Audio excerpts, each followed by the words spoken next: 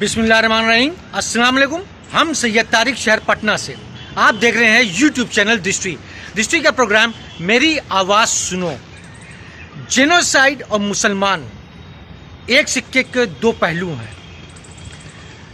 पूरी दुनिया को इस्लाम से नफ़रत है और मुसलमान से नफ़रत है, और ये होनी भी चाहिए। उसकी वजह बहुत अहम है। उसकी वजह ये है कि तमाम चीज़ें जो चीज़ इस्लाम में हराम है वो दूसरे मज़हब में जायज़ हैं, जैसे कि दारू है और आपका सूद ब्याज है, अडल्ट्री है, होमोसेक्सुअलिटी है। ये तमाम चीज़ें दूसरे मज़हब में बुरी मानी जाती है, मगर इनकी इजाज़त है पूरी तरीके से। कोई ना कोई बचाव है उसके लिए, कहीं कानून बना दिया गया है इनके बचाव के लिए, इसके फेवर के लिए, इसको प्रमोट करने के लिए।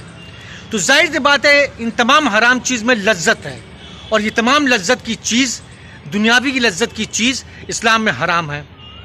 और इसी में पैसा है, इसी में दौलत है, इसी में शोहरत है, और इसी के पीछे दुनिया भाग रही है। तो जाहिर सी बात है इस्लाम से नफ़रत तो होनी ही होनी है। जेनोसाइड मुसलमानों को होता है और इल्ज़ाम मुसलमानों पे आता है कि मुसलमान आतंकी हैं। ये तमाम जेनोसाइड यूरोप में आपके नेटो, अमेरिका, ये सब ने मिलकर किए। तकरीबन पिछले 20 साल के अंदर 20 से 25 मिलियन मुसलमानों को वर्ल्ड वाइड मारा गया। मिडल ईस्ट में कत्लेआम किया गया, वहाँ टेस्ट किए गए तमाम हथियार, कोई फ़र्क नहीं पड़ता। हिंदुस्तान में भी जेनोसाइड की इतिहास बहुत लंबा है, बहुत पुराना, कोई नया नहीं है। कांग्रेस की रजीम में कांग्रेस के पापा और मुसलमानों के मजाजी खुदा नेहरू साहब के ज़माने में पहला जेनोसाइड हुआ था आज़ादी के वक्त। उससे पहले हिंदुस्तान का पार्टीशन के नाम पे, जिसमें से 70% लोग मुसलमान मारे गए थे और 30% नॉन मुस्लिम मारे गए थे। उसके बाद हिंदुस्तान आज़ाद हुआ।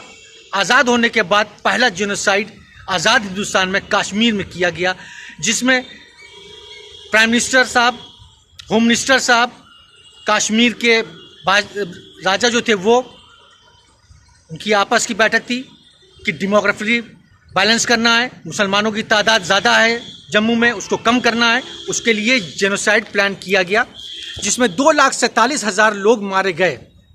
ये अनऑफिशियल रिकॉर्ड है।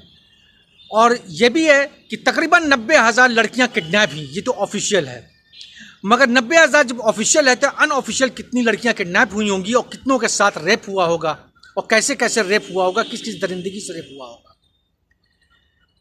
तो ये 2,47,000 लोग आज़ाद हिंदुस्तान में पहला जेनोसाइड ये था।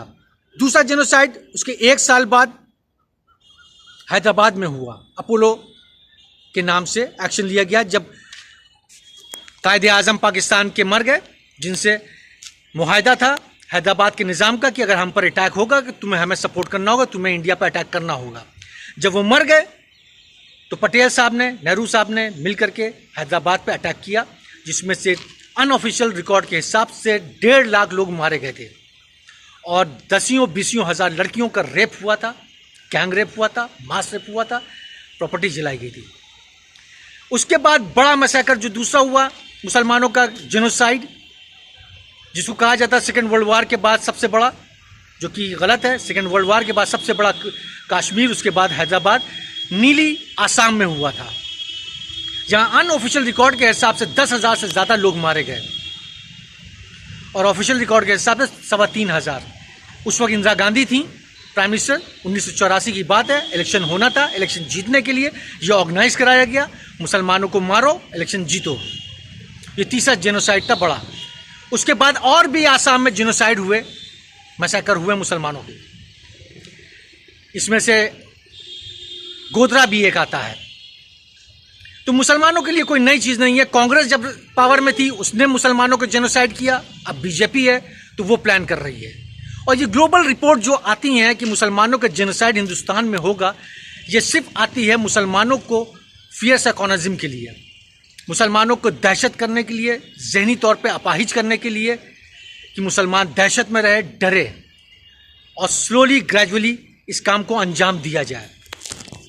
तो ये कांग्रेस के तमाम लोग जो जेनोसाइड की कहानी रो रहे हैं, इनको पहले अपने गरिमा में झांक के देखना होगा कि उनके रजीम में हिंदुस्तान के सबसे मेजर जेनोसाइड हुए हैं। तो मुसलमानों को ना इसकी फिक्र है ना इसका डर है, क्योंकि मौत का एक दिन मुअय्यन है। जैसे मौत लिखी है वैसे ही आनी है, जहाँ लिखी है वहीं आनी है, जिस तरह लिखी है उसी तरह आनी है, और जहाँ पे भी यहाँ आना है वो आके ही रहेगी। उससे ना वो बच सकते हैं ना कोई उनको बचा सकता है, चाहे वो जेनोसाइड की शक्ल में हो, चाहे वो बीमारी की शक्ल में हो, चाहे किसी हादसे की शक्ल में हो, आना है।